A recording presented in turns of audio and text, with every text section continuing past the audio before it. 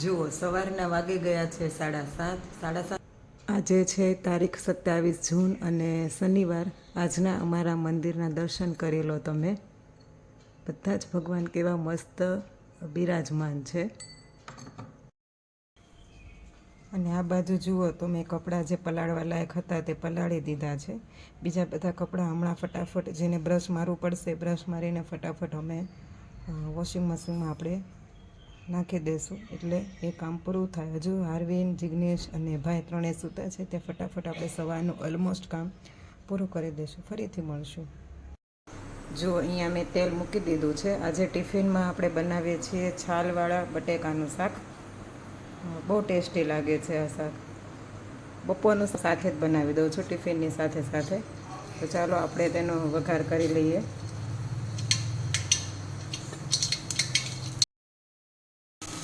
વઘાર થઈ ગયો છે. અમે પહેલાં છે ને બાફેલા બટેકાનું શાક કરતા, બટ જિગ્નેશને બહુ ઓછું ભાવતું એટલે જ્યારથી પછી અમે બનાવીએ ને ત્યારથી આ શાક જ બનાવીએ છીએ. તેની છાલ નહીં ઉતારવાની, છાલ એમ જ રહીને સરખી રીતે વોશ કરીને કરી દેવાનું. વરાળથી બાફવાનું, કુકરમાં નહીં બાફવાનું, એટલે છે ને તેનો ટેસ્ટ સારો રહે. આ સવારનું મેનુ સ્પેશિયલી મારા ભાઈ માટેનું છે. એને ભાખરી હોય ને તો તેની સાથે માખણ જ ભાવે. તો કાલ સાંજે મેં એના માટે થોડુંક માખણ બનાવ્યું અને અત્યારે ભાખરી કરી. આમ તો અમે ટિફિન હોય તો રોટલી જ બનાવીએ છીએ, બટ એને માખણ સાથે ભાખરી ખાવી હતી તો એને ભાખરી મેં બનાવી આપી. ચલો હવે હું તેને સવારનો નાસ્તો કરાવી દઉં. જુઓ શાક બફાઈ ગયું છે. હવે તેમાં મેં ઉપર લસણવાળી લાલ ચટણી, જીરું પાવડર અને સૂકી જે આપણે લાલ ચટણી આવે એટલું એડ કરી દીધું છે. બટેકા બફાઈ ગયા હતા, વરાળે જ બાફ્યા હતા.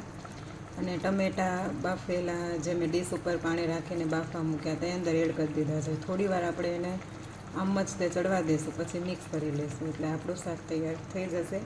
અને આ બાજુ હવે મારે ટિફિનની રોટલી કરવાની છે તો એ હું ફટાફટ કરી દઉં.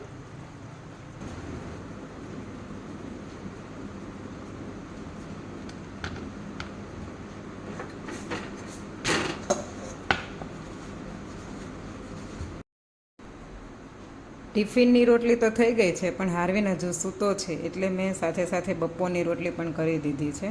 કારણ કે ઉઠશે એટલે એના કામમાં હું ટોટલી બિઝી થઈ જઈશ. અને આ છે આપણા શાકનો ફાઇનલ લુક.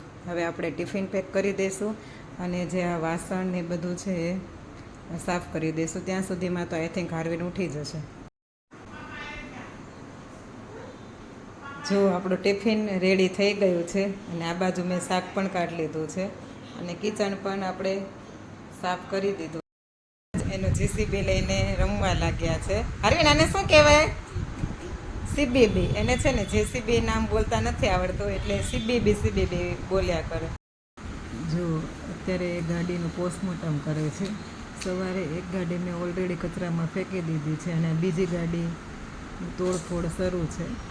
પાછો મને એમ કહે છે મમ્મી તૂટી. પોતે તોડી છે એમ નહીં કે. હાર્વિન આ ગાડી કોણે તોડી? કોણે તોડી આ ગાડી? હે કોણે તોડી? કોણે તોડી ગાડી? બોલ ને, કોણે તોડી? હા નીચે જતું રહ્યું. હમણાં હું લઈ દઉં. પેલા મને કે આ ગાડી કોણે તોડી? આવીને તો આવીને મમ્મા મારશે હવે. હે મમ્મા મારે?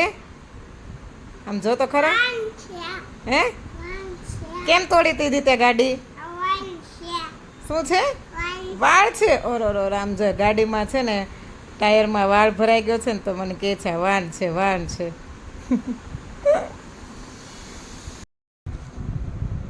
અને હવે આજના 2 જ્વેલરીના ઓર્ડર છે, ઇયરિંગ્સના છે, એ બંને ઓર્ડર પેક કરી દઈશું. થઈ ગયો છે નાહી ધોઈને. હવે એના પપ્પાને પગે લાગે છે. પગે લાગો હારું પપ્પાને. સીતારામ કરો, વાલી કરો. સીતારામ બોલવાનું. સીતારામ બોલો. વાલી કરો. હવે મમ્માને પગે લાગો. ચાલો હવે મને પગે લાગવા આવે છે.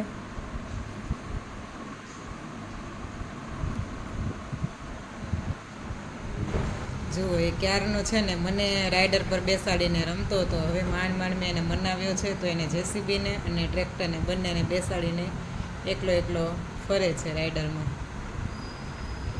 શું કરે છે હારું? ક્યાં જવું છે રાઈડર લઈને? ક્યાં? ટાટા જવું છે?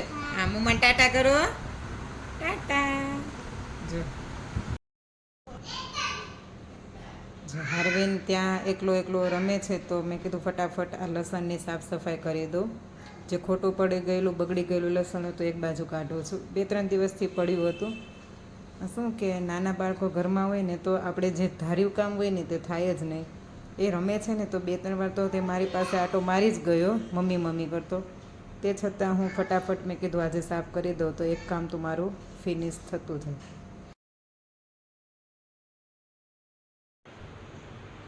જુઓ 4:15 જેવું થઈ ગયું છે અને હારીન બાબા સર ઉઠવાની તૈયારીમાં છે.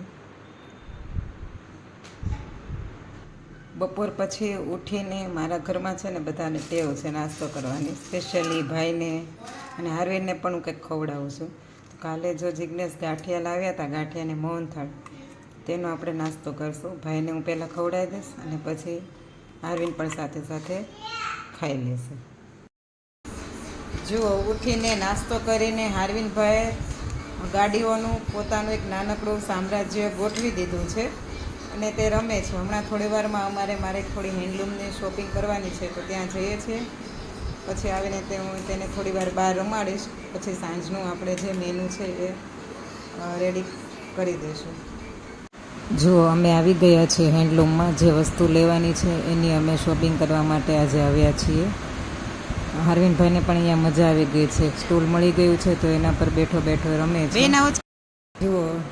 જુઓ સાંજના વાગી ગયા છે 6:45 અને મારે જે હેન્ડલૂમની શોપિંગ કરવાની હતી તે મેં કરી દીધી છે. આપણે એક પ્રોટેક્ટર લેવાનું હતું, એક લઈ લીધું છે અને ગાડલાની ખોળ લીધી છે. પહેલાં મારે પ્રોટેક્ટર હતું જ પણ એ બગડી ગયું તો આ બીજું લીધું છે. હવે આપણે સાંજના રસોઈની તૈયારી કરશું તો ફરીથી મળીશું. આપણું સાંજનું ડિનરનું મેનુ છે દાળ ઢોકળી, થેપલા, મરચાં છે તળેલા અને મસાલાવાળી છાશ. તો ચાલો બધા જમવા ફરી મળીશું. આપણે જમી લીધું છે. હવે આ જમ્યા પછીનું બધું કામ ફિનિશ કરી દઈશું. તો તમને અમારો આજનો બ્લોગ કેવો લાગ્યો તેની જરૂર તમે કોમેન્ટ કરજો અને આવતીકાલે ફરીથી મળીશું એક નવા વિડીયો સાથે, એક નવા કન્ટેન્ટ સાથે. તો ત્યાં સુધી સૌ લોકોને બાય, જય Shri Krishna, take care, good night. અને હા, અમારી ચેનલને લાઈક, કોમેન્ટ અને સબસ્ક્રાઈબ કરવાનું ભૂલશો નહીં.